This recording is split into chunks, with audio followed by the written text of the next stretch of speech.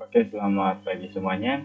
Eh, Sebelumnya, perkenalkan nama saya Johannes Vincent Hando, NIM 211202006. Di sini saya akan menjelaskan hasil proyek saya untuk proyek UAS mata kuliah pemrosesan data terdistribusi. Di sini saya akan menjelaskan skrip yang telah saya buat yang berkaitan dengan soal UAS. Di sini pada soal UAS yang pertama adalah bagaimana kita membuat satu script API dengan menggunakan API send dan API receive. Oke. API send sendiri itu adalah API yang mengirimkan sebuah data, lalu API receive-nya itu adalah menerima data. Jadi kita akan membuat untuk nomor satu itu bagaimana dia mengirim dan menerima data yang ada. Nah, di sini saya telah buat scriptnya, ya, di mana saya akan jelaskan script yang ada sampai pada soal nomor 5. Nah, untuk yang baris pertama adalah include studio. Include studio ini adalah library untuk membuka apa namanya sintaks-sintaks lainnya. Ya. Jadi kalau tanpa include studio ataupun include API ini dua, maka ada beberapa script yang ada nanti akan terjadi error karena library-nya belum terbuka. Nah, maka dengan kita memanggil include studio dan include API, maka script atau sintaks nantinya bisa berjalan dengan baik. Oke, langsung saja kita masuk pada inline. Inline sendiri adalah dia mendefinisikan inline in argumen dan karakter argumen itu sendiri adalah mendefinisikan fungsi utama yang akan dieksekusi ya, ketika program dijalankan. Kalau in main rank sendiri itu adalah di mana sebuah tipe data dengan nama myRank, nama variabelnya adalah myRank dengan tipe datanya adalah integer.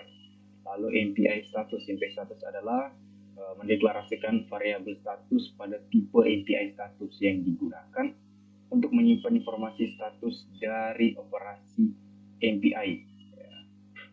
Lalu MPI double, ya, double A ya. Jadi double ini adalah dia punya tipe data, sedangkan A adalah karakter di mana jumlah dari karakter itu adalah maksimal 100. Untuk MPI init, MPI init n argumen dan n argumen v adalah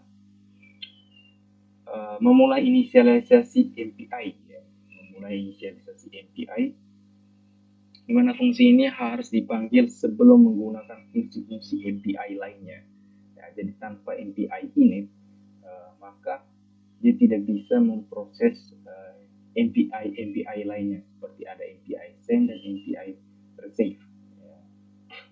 Jadi dia harus memanggil MPI init supaya MPI lainnya bisa digunakan. Lalu MPI command word sendiri itu adalah mendapatkan rank dari setiap proses dan menyimpannya dalam variabel myRank ya, disimpannya dalam variabel myRank.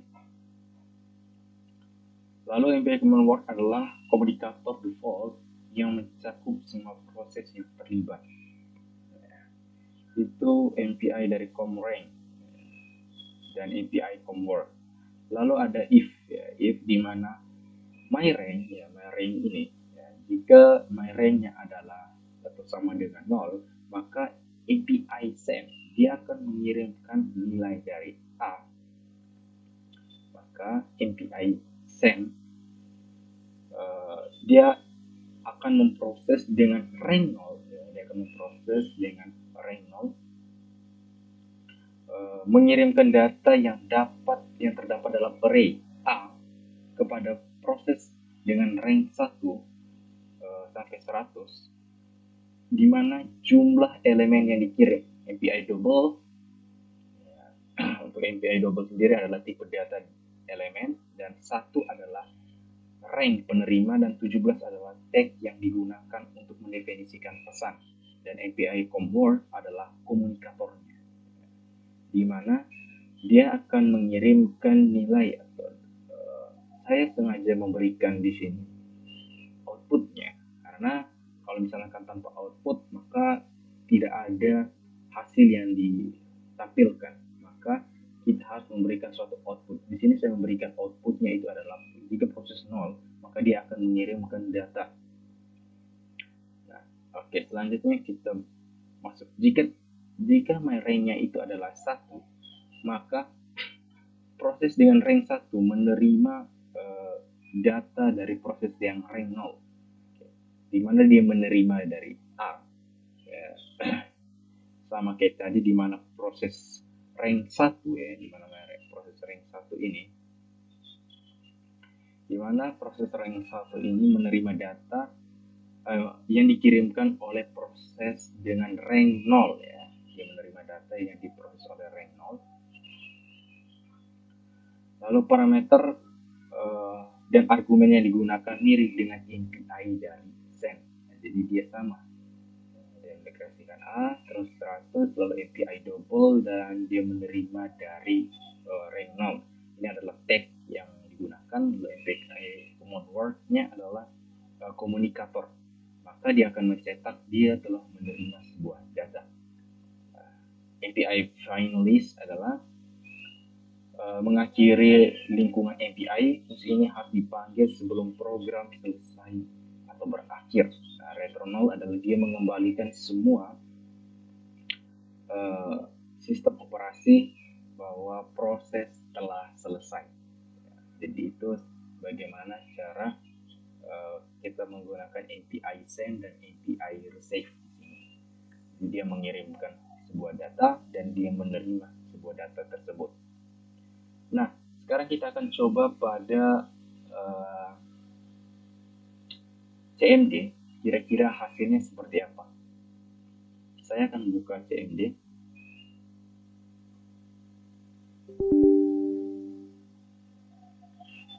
Oke, saya akan keluar dari directory.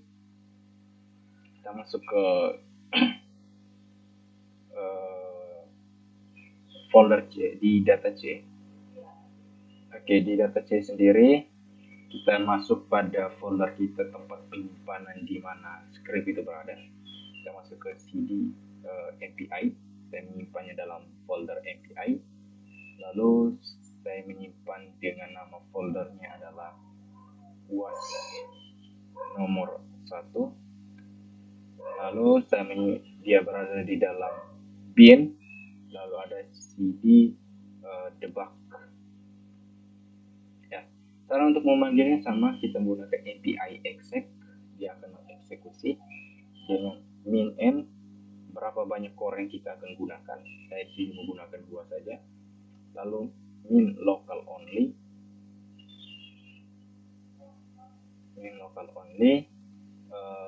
nama filenya was nomor 1.exe. Nah, kita akan coba running. Oke, maka ini dia hasilnya, di mana proses 0 dengan rank 0 tadi dia akan mengirimkan data ke proses 1, maka dia menerima data dari proses 0. Nah, jadi bagaimana kita bisa menggunakan API send dan API receive. Jadi cara kerjanya seperti itu. Jadi dia dari proses 0 dia mengirimkan data, dan proses 1 menerima data dari proses 0. Oke, kita kembali ke script. Kita masuk pada script yang nomor 2. Di mana nomor 2 sendiri itu saya akan menjelaskan bagaimana script eksplisit dan implisit. Apa yang menjadi perbedaan dari eksplisit dan implisit. Oke, di mana API implisit sendiri ya. Jadi di sini saya juga akan membandingkan bagaimana apa itu API implisit dan API eksplisit ya. Implisit sendiri itu dia memiliki makna yang tersirat ya, memiliki makna yang tersirat, sedangkan eksplisit memiliki makna yang tersurat. Nah, artinya secara eksplisit dia itu bisa mengetahui berapa proses rank yang akan terjadi, sedangkan implisit kita tidak akan tahu bagaimana proses rank yang akan terjadi. Nah, saya akan jelaskan dulu pada eksplisit. Sama dengan soal nomor 1, di mana pasti harus memanggil library-nya terlebih dahulu. Ya, kita harus memanggil library studio dan library API. Lalu sama ada in, main, in, argumen, dan char argumen. Itu adalah mendefinisikan fungsi utama yang akan dieksekusi ketika program dijalankan. Argumen dan argumen V adalah argumen baris perintah yang diterima oleh program. Lalu di sini ada insize, meringue, dan i ini adalah tipe datanya, di mana dia akan menyimpan dalam variabel size, lalu dia akan menyimpannya dalam variabel irank dan simpan dalam variabel i. Oke, MPI init tersendiri ini adalah lingkungan MPI yang dimana dia harus memanggil MPI init. Ketika kita tidak memanggil MPI init, maka MPI lainnya tidak bisa dijalankan, ya, seperti MPI barrier. Oke. Lalu ada API comsize. Ya. Sama, API comsize itu adalah mendapatkan jumlah total proses dalam komunikator di dalam API comword sendiri dan menyimpannya dalam variabel size. Lalu API comrank ini adalah mendapatkan rank dari proses saat ini dalam komunikator API comword dan akan menyimpannya dalam myRank. Nah, di sini dia akan terjadi sebuah perulangan di mana ketika i dimulai dari 0 dan akan berakhir sampai dengan size yang ditentukan. Ya. Size yang ditentukan itu atau jumlah core yang akan ditentukan nantinya. Dan dia akan ini adalah i plus-plusnya ini adalah sebagai penaiknya atau dia naik berapa dalam tiap proses perulangan yang ada. API barrier ini adalah fungsi ini membuat semua proses menunggu sampai semua proses mencapai titik ini sebelum melanjutkan. Ini digunakan untuk memastikan bahwa setiap pesan hello world, ya, ketika dia memastikan semua pesan hello world itu dari setiap proses dicetak secara teratur. Nah, ini juga yang akan menjadi perbedaan antara API eksplisit dan implisit, ya. Jadi MPI barrier ini dia membuatnya secara teratur, di mana prosesnya itu secara terurut. Lalu di mana if di mana i jika sama dengan myRank, maka dia akan mencetak hello world, di mana rank yang nanti akan ditentukan dan akan mengetahui proses yang terjadi dan dia akan memanggil myRank dan size, ya. ffloss atau std ini fungsinya itu memberikan buffer output untuk memastikan pesan dicetak dengan segera, ya, itu fungsi dari ffloss. Sama MPI finalize itu adalah mengakhiri lingkungan API dan return null itu adalah mengembalikan proses yang terjadi. Nah, sekarang kita akan coba pada CMD. Kita keluar dari directory ini. Kita masuk pada foldernya API nomor API was nomor 2 explicit.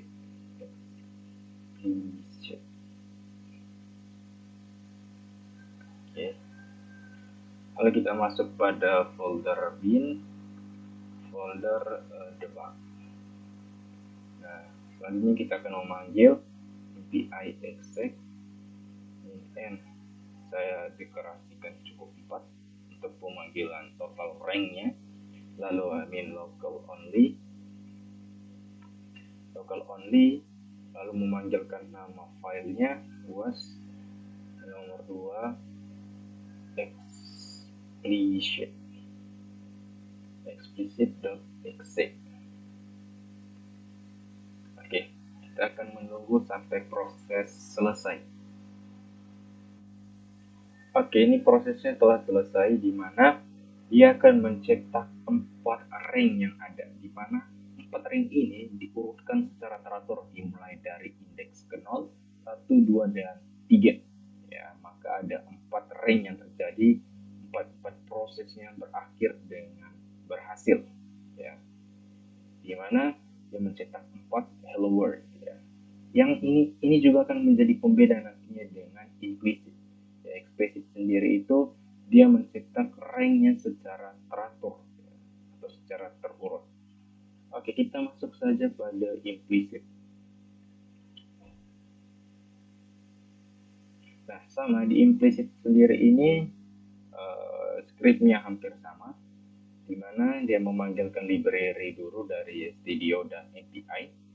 Lalu ada API main sendiri itu adalah mendefinisikan fungsi utama yang dieksekusi ketika program dijalankan. Lalu in size adalah ini adalah tipe data sama, lalu variabel ini juga variabel, ini variabel juga flag, tapi dia sudah mendefinisikan nilai dari flag sendiri itu adalah 0. Lalu API status, API status ini itu uh, dia sama untuk memanggil API lainnya yang berargumen status. Lalu API ini adalah lingkungan awal untuk API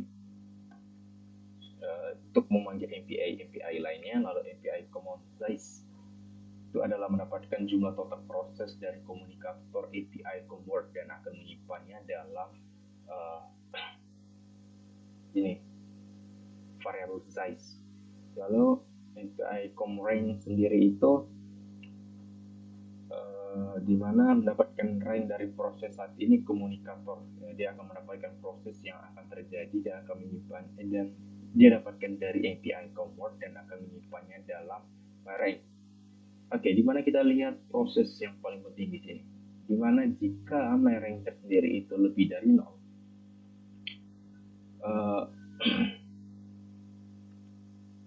ada API resave ya, API resave. Jika range-nya itu sama dengan 0, maka API resave ini dia akan memanggil nilai dari flag tersendiri. Ya, dia akan memanggil nilai flag, lalu dia akan mengeksekusi dengan satu ya, untuk nilai integernya sendiri.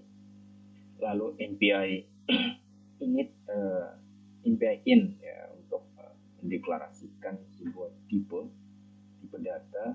Lalu my range ya, maka my range-nya dia akan dikurangi dengan satu, dengan totalnya adalah 100 dan menyimpannya pada dengan memanggil API word dan API status tadi.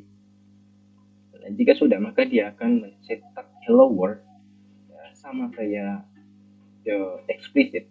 Dia akan mencetaknya pada range ya, total range kalau misalnya 4 maka range-nya 4.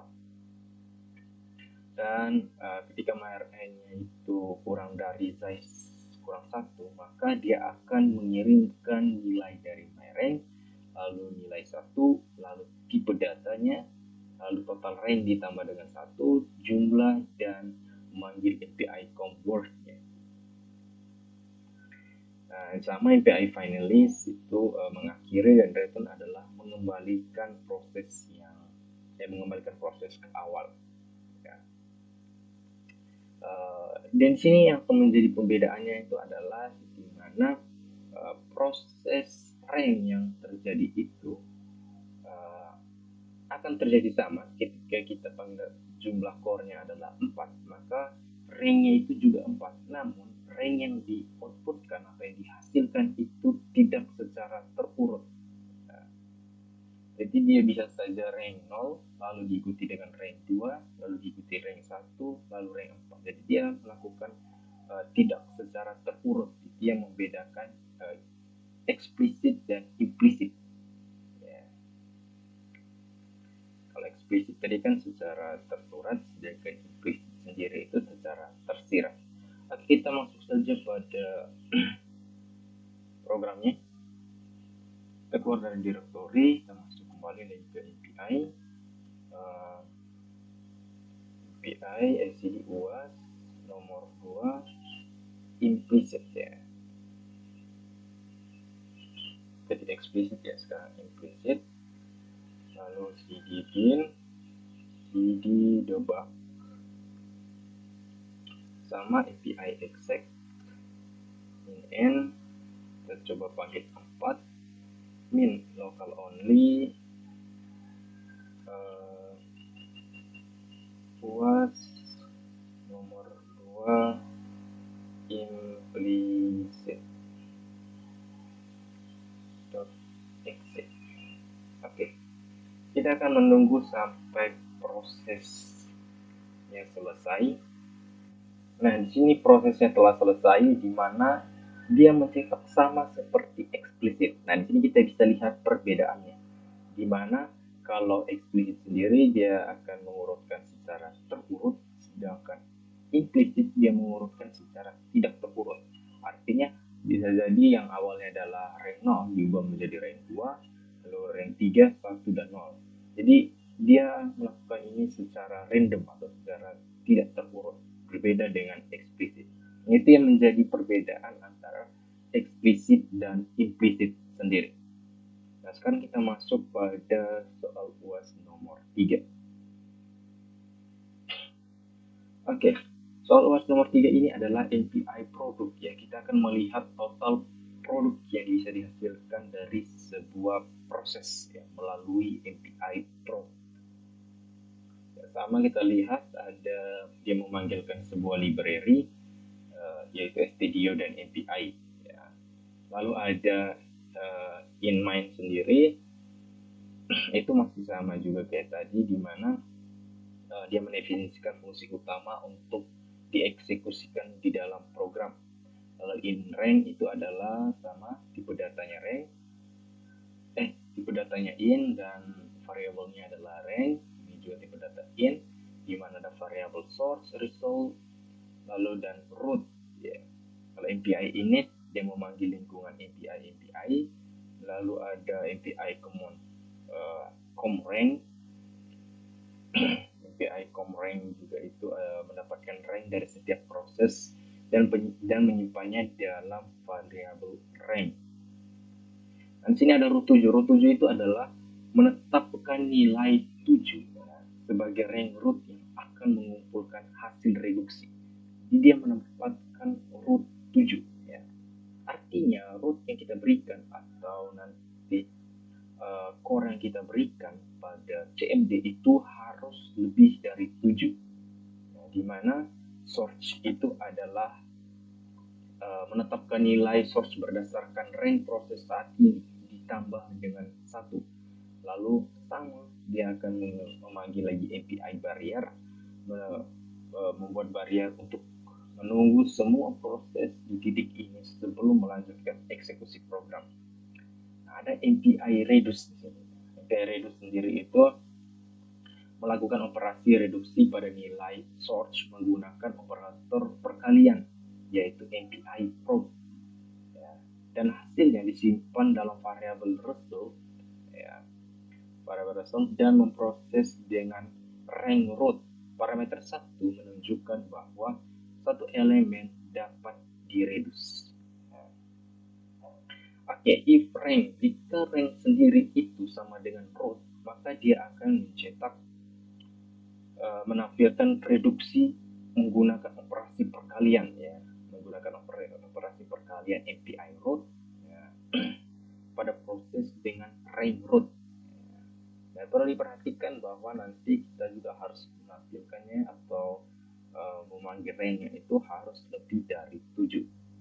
Nah, sama ada API finalist itu mengakhiri lingkungan API dan return mengembalikan ke proses awal. Nah, kita langsung saja masuk pada CMD. Ya, kita keluar dari directory dulu, kita masuk pada API, lalu ada API UAS nomor 3, lalu cd bin, cd debug. Oke, kita masuk eksekusi saja, API exec min n kita cobakan dengan, tadi kan rootnya adalah 7, kita akan coba masukkan dengan 8, lalu main local only uas nomor 3.xt. Oke, kita akan menunggu sampai proses selesai.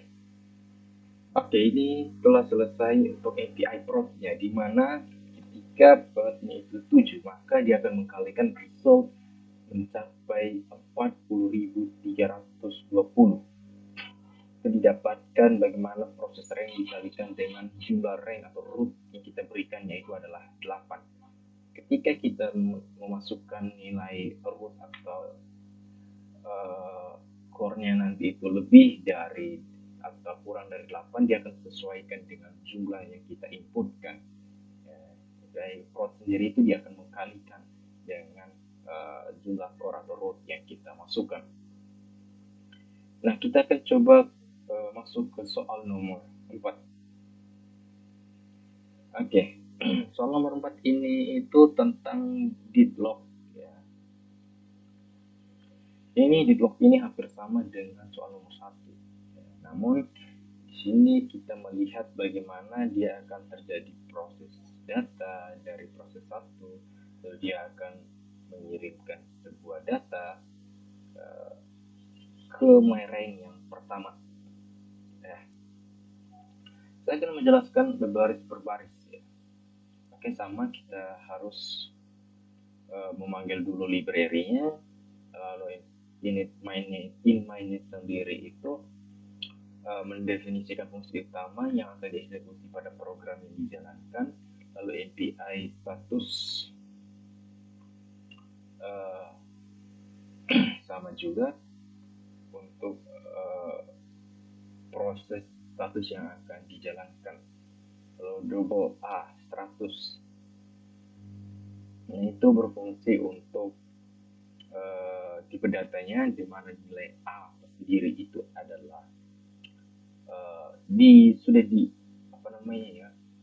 ditentukan ya, jumlah marks atau karakternya itu adalah 100, begitu juga B, jumlah karakternya itu adalah harus 100. API init juga sama, dia menginisialisasikan lingkungan API. Lalu API common rank tersendiri itu dia menjalankan proses rank ya, melalui API convert dan akan menyimpannya pada myRank. Nah, di sini proses yang terjadi di mana ketika myRank tersendiri itu adalah 0, maka dia akan mencetak proses ya. Saya izin membuat sebuah cetak. Sebenarnya dari script ini itu dia tidak membeberkan atau menghasilkan cetakannya ya, sehingga nanti kalau misalnya kita tanpa output, maka di CMD nanti tidak menampilkan apa-apa. Nah, di sini saya akan menampilkan outputnya. Nah, untuk menjelaskan proses yang terjadi ya, dimana ketika proses itu 0, dia akan mengirimkan data ke proses 1. Nah, sini API saya sendiri dia akan mengirimkan nilai A dengan 100, lalu API double ya, itu adalah tipe datanya, lalu 1 dengan tag-nya adalah 17 dan memanggil API convert sendiri. Lalu API receive-nya juga sama, dia memanggil B dengan 100, lalu tipe datanya, lalu rank yang akan dikirimkan, lalu dia akan berikan tag-nya dan API convert sendiri, dia memanggil API convert dan menyimpannya dalam status. Selanjutnya ketika kalau misalnya rank itu sama dengan 1, maka dia akan menerima nilai B dari 0 tadi. Dia menerima nilai B dengan 100, lalu nyimpannya dalam tipe data API double, lalu dia menerimanya ini nih, dia menerima dari proses 0, lalu dengan tag yang sama, jadi dia harus memanggil do ini nih, harus sama, di mana dia memanggil 0 ini adalah dari proses yang ke 0, lalu dengan tag yang sama untuk penginisialisasiannya, lalu dia menyimpannya dalam Word dan menyimpannya dalam status ya. Lalu sama, dia akan mencetak proses 1 bahwa dia menerima data dari proses 0. Lalu dia dari rank 1 juga dia kembali mengirimkan ya, dimana karena dia mengirimkan nilai A dengan 100, lalu MPI double bagi tipenya, lalu kirimkan ke 0 dengan tag yang sama, ya. Lalu API convert, dia simpannya dalam API convert. Lalu di mana proses 1 akan mengirimkan data ke proses 0. Yang berbeda dengan yang nomor 1 ini, untuk nomor 1 ini itu dia hanya mengirimkan data dari 0, dari rank 0 itu dia hanya mengirimkan, namun tidak menerima dari proses rank 1. Nah, sedangkan pada soal UAS nomor 4 kita punya itu, di rank 0 sendiri itu dia mengirim dan menerima. Nah, kalau soal UAS nomor 1 dia hanya mengirim, tidak menerima. Jadi dari soal nomor 4 ini dia mengirim terus dia menerima juga. Jadi ketika dia mengirimkan proses 0 ke rank 1, maka rank 1 akan menerima. Nah, namun sebaliknya rank 1 akan mengirim dan akan diterima oleh rank 0. Jadi ada timbal balik itu ya. Sama API finalist juga itu sama untuk menutup lingkungan API dan mengembalikan ke proses awal. Nah, kita langsung saja masuk pada prosesnya, CMD. Kita keluar dari directory dulu, cd MPI, cd UAS nomor 4, lalu cd bin, cd debug, lalu ada MPI exec, min n. Saya contohkan ini dua saja, main local only, lalu nama filenya itu adalah UAS nomor 4.exe. Oke, kita akan menunggu sampai prosesnya selesai. Oke, di sini prosesnya telah selesai, di mana kita lihat di sini proses 1 itu dia mengirimkan data ke 0. Nah, proses 1 juga dia menerima data dari 0. Ya, namun sebaliknya juga proses 0 mengirim data ke proses 1 dan proses 0 menerima data dari proses 1, di mana ada saling mengirim dan menerima. Jadi kedua rank tersebut dia mengirim lalu juga menerima. Nah, itu yang menjadi perbedaan dengan nomor 1. Ini adalah MPI deadlock ya. Oke, mungkin itu untuk soal nomor 4. Nah, untuk soal nomor 5 sendiri itu saya akan menjelaskan tentang apa itu topologi Cartesian. Ya. Saya akan menjelaskan topologi Cartesian ya. Yang dimaksud dengan topologi Cartesian sendiri itu untuk implementasinya dalam virtual topologi adalah setiap proses terkoneksi dengan tetangganya ya. Jadi satu sama lain ini saling terkoneksi melalui suatu grid virtual di mana batas-batasnya itu bisa di cyclic ya, bisa di cyclic, dan proses bisa didefinisikan dengan koordinat Cartesian. Nah, itu yang menjadi apa yang dimaksud dengan topologi Cartesian tersendiri. Nanti saya akan jelaskan dan menampilkan apa itu topologi Cartesian. Oke, mungkin itu sekian penjelasan video dari saya untuk soal UAS pemrosesan data dan terdistribusi. Sekian dari saya, terima kasih.